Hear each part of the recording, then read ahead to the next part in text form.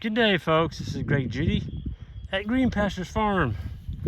Today I'm out exploring all the different ponds that were down so bad. It's our going on 3-year drought. And we caught, let's see, it was about 5 and 3/4 inches of water. Rain in the last 3 days, and this last one came really hard.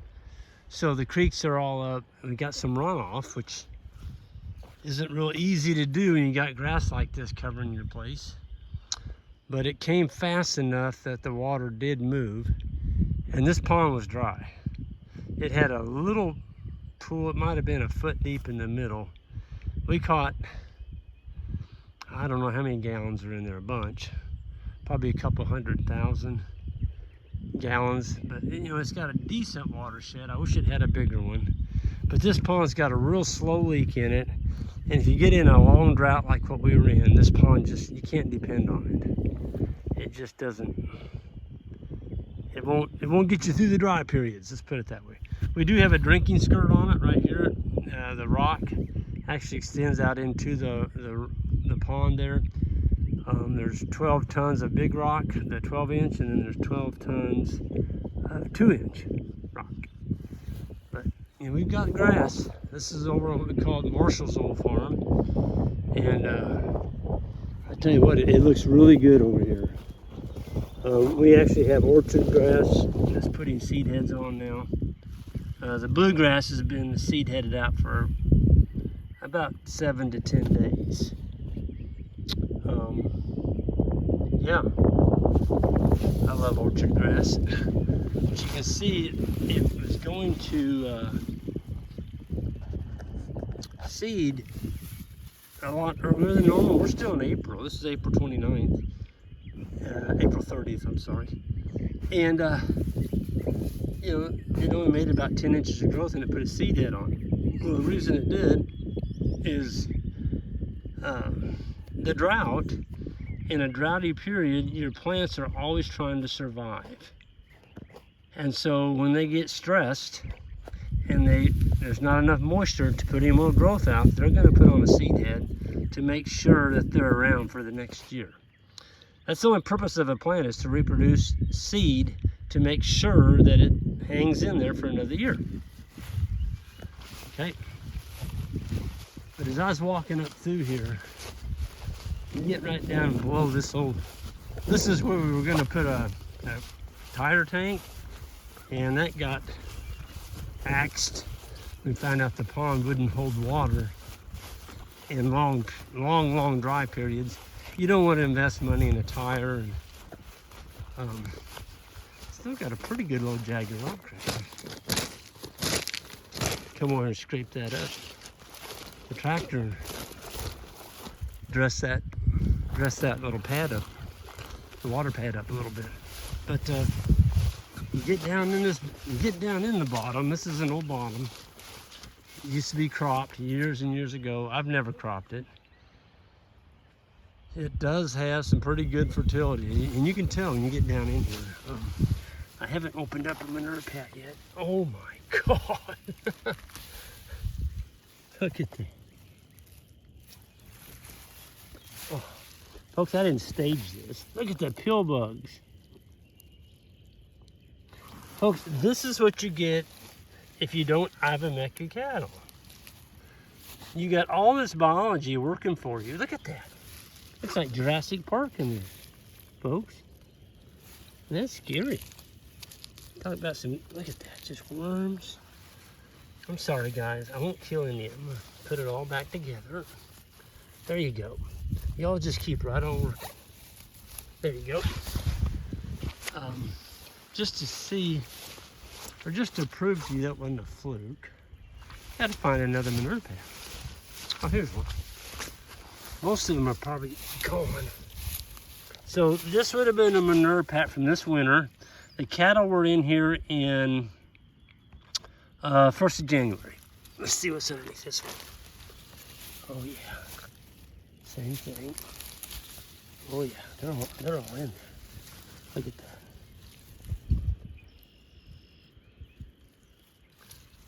this one was a little wetter, and the pill bugs weren't in there, probably drowned in them. I mean, there's water all over this bottom. Let's find that area where it's not quite so wet. Here's one. So this one doesn't have water setting in it. Let's see what's underneath here. Oh my goodness, look at that. Oh. Look at the grubs and things in there. Little baby earthworms, my little pill bugs. Beautiful, beautiful. Oh, I'm gonna put that right back. Look at that animal, look at that. They got little caverns all through there.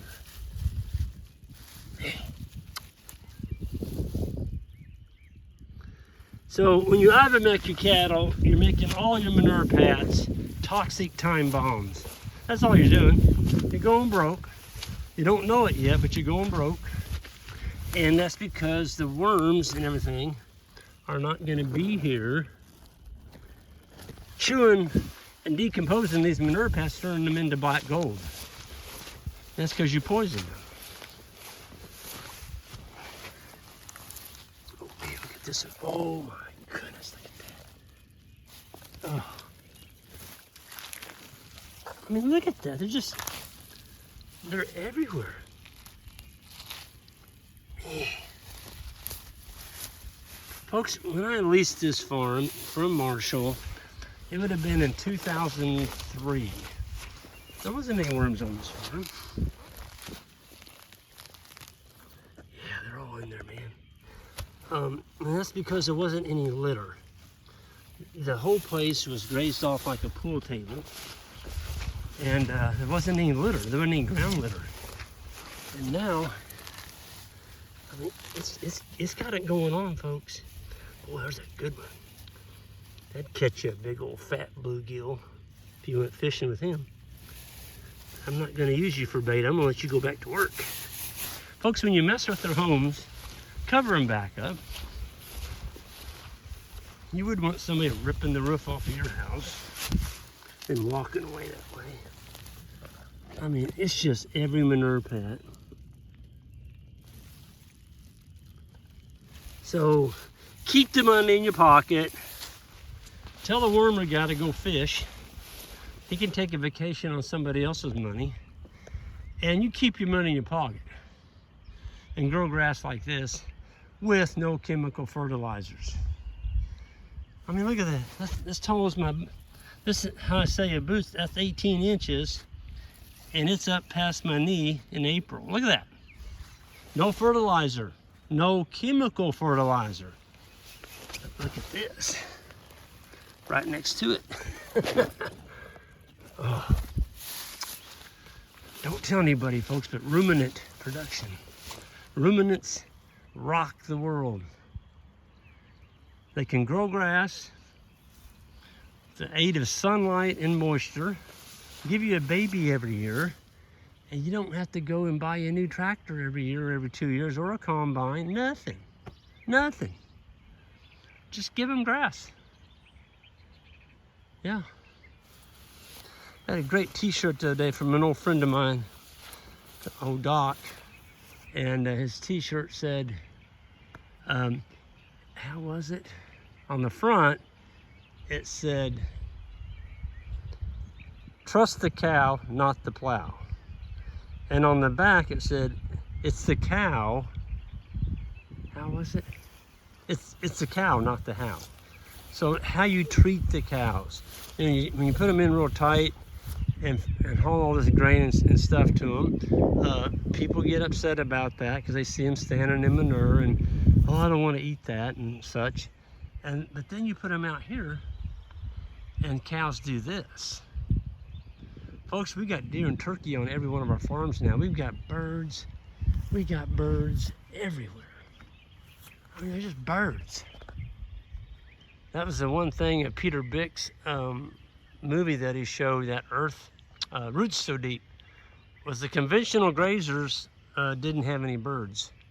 And the people that were doing some type of rotational grazing, increasing the stocking density, moving them, you know, every day or so, they had hundreds of birds. And that bothered this one lady. She is conventional farmer. She's like, I don't have any birds. And that was the one thing that turned her around. She's like, you know what? If we don't have any birds, something's wrong. We are ate up with birds, and I love it. I love listening to them. They're beautiful. I mean, it's like you don't need an iPod with a jam box going. You got these birds. Everywhere you go, he's got this beautiful song playing in the background. Meadowlarks, red-winged blackbirds, catbirds, blue jays, finches, Baltimore orioles, mockingbirds, tree swallows. I gotta show you what I got in the back of my truck. I don't have that far to go. Just give me about 3 minutes and you're gonna see what I got in the back of my truck. I loaded up. We're gonna put an addition on our, we're gonna add another structure to our new farm we just bought. Multiple structures. You'll see what I'm talking about in a minute. Got them all built. We actually bought these from a fellow. He built them according to our specs, and he built them a whole lot better than what we built them. I mean, these, well, you'll see it in a minute. It's pretty darn cool. But look at this. Folks, no fertilizer. No fertilizer. One of the guys in that Roots So Deep film, he only had like 100 cows. I say only. He was on 500-600 acres. And his fertilizer bill was $100,000 a year. Now, a lot of that was going for hay.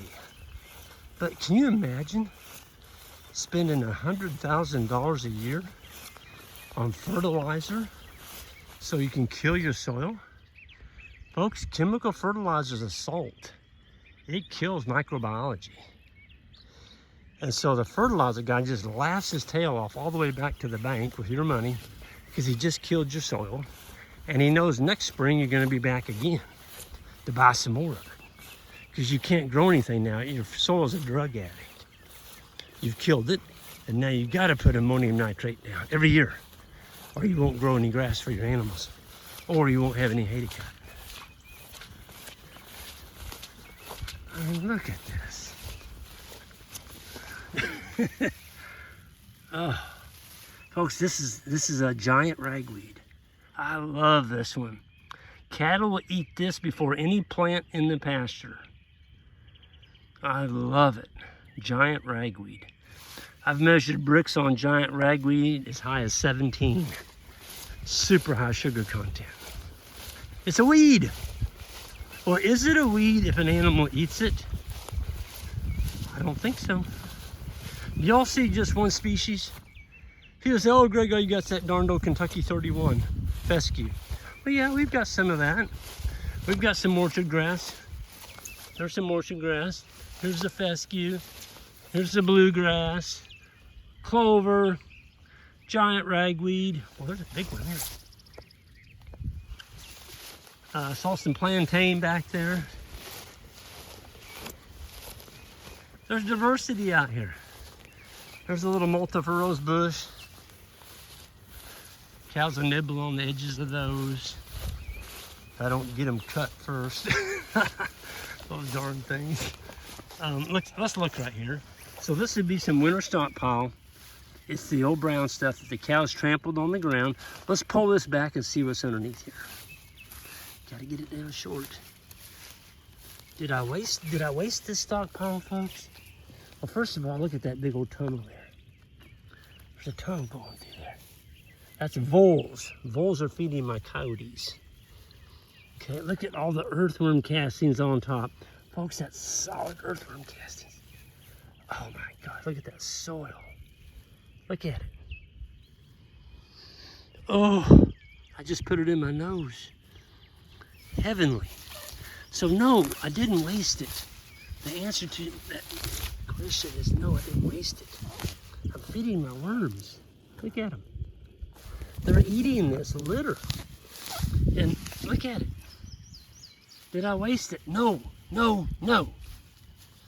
Sometimes, folks, litter is, sometimes grass is actually better trampled on the ground than run through a cow. If you don't have a litter bank, you don't have nothing. Nothing. Nothing. I've been on farms, that's one of the first things I look for is their litter bank. They don't have one, they're not gonna grow any grass. You gotta have some litter out there. Oh my gosh. Look at that. Oh man, that's a big one. Yeah. Folks, you don't need to be dragging your manure piles. Stop it. Don't do that. Don't be dragging your manure piles. All you're doing is wasting fuel and time. Stop worming your cows. Your manure paths are not toxic time bombs anymore. And your earthworms will come along and eat all that stuff. Look at the clover there. I didn't plant this. It came from the seed bank. Anybody needs some scrap metal? Got a cutting torch? Come on over and get it. I'll give it to you. That thing's been there for almost 20 years. I gotta get rid of that. Anyway, I wanted to show you what I got in the back of my truck. I don't get shocked. Look at that. I've got a bunch of them in there. So this guy that I bought them from, look at what he did. I mean, you talk about quality. There's no woodpecker on the face of the earth that's gonna chew that hole open bigger than what it is right there. It's got a steel plate on it. And there's my galvanized nail. That goes into that hole. So you can clean out your box. You just put that shut, push that back, and it's done. And he's got these already mounted on 2-inch PVC. Look what he did. He bent the washers on a perfect angle here, so that when he tightened the nut down, this washer sucked up tight against that. He's got the radius perfect. And he put a cap on them. And on the bottom, this guy was thinking of everything. He put this spider web foot on here, or bird foot, whatever you want to call it. It's sharp. And when you stick these on the ground, this point, we fasten these to steel post, okay? All these are 6 foot. There's 2 in here that are 8 foot. Anyway, with these points on here, the birdhouse cannot spin. This is down in the ground. So it keeps your birdhouse from spinning in a hard wind. And I don't know how many I've got here. 3, 4, 5, 6, 7, 8, 9, 10, 11, 12, 13, 16, 17. So we got 17 birdhouses going in on a new farm that we bought from the developers that decided that they couldn't get the farm sold. So yeah, this would be a nice addition. Get some tree swallows. Why are we all about tree swallows? Folks, one pair of adult tree swallows can eat 8,000 flies a day. Those are flies that are sucking the blood out of your cattle. Tremendous stress. It's costing you money.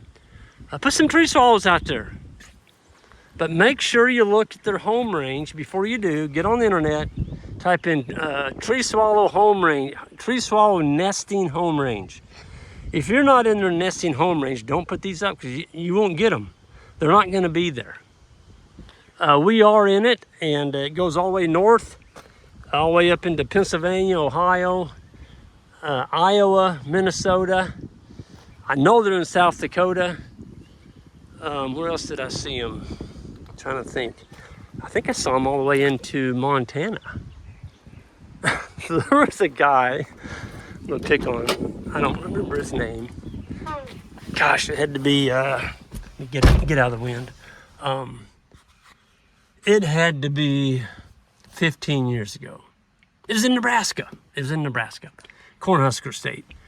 And we went out on this guy's farm, and he'd put up these birdhouses all the way along the edge of his farm. And this is before I really got going and talking about him and such. I was doing a grazing school right in the little town next to him, and his farm was on the pasture walk. Beautiful farm. And he's talking about those bird houses, and I said, "Hey, you got some nice bird houses up there." He goes, "Yeah." I said, "I sit out in my 22 and I shoot them pesky tree swallows." He said, those are bluebird houses. I don't want them tree swallows in there. I shoot them." And so he set up to the scope on his 22 and he'd shoot the tree swallows, and they landed on his bird houses. And when I told him that those tree swallows were eating 8,000 flies a day, that were, harassing his cattle, the guy just about fainted. He goes, "You got to be kidding me." I said, "No." I said, "Quit shooting them darn things." I said, "They're there to help you." I said, "Bluebirds are nice, but they don't eat flies like them tree swallows do." And so I saved the life of a lot of trees. He stopped shooting them after that. But he was shooting them like they were sparrows or something. So, he just didn't know. Didn't know. So, yeah. Anyway, I'm going to get out of here, and I'm getting hungry. It's getting late, and I've been doing checking ponds, and we got another rain coming here at between 4 and 5 o'clock tonight. Looking forward to that. So y'all have a good one, and we'll see some of you at the grazing school, and have a great one. Be safe out there, and hit that subscribe button on the way out.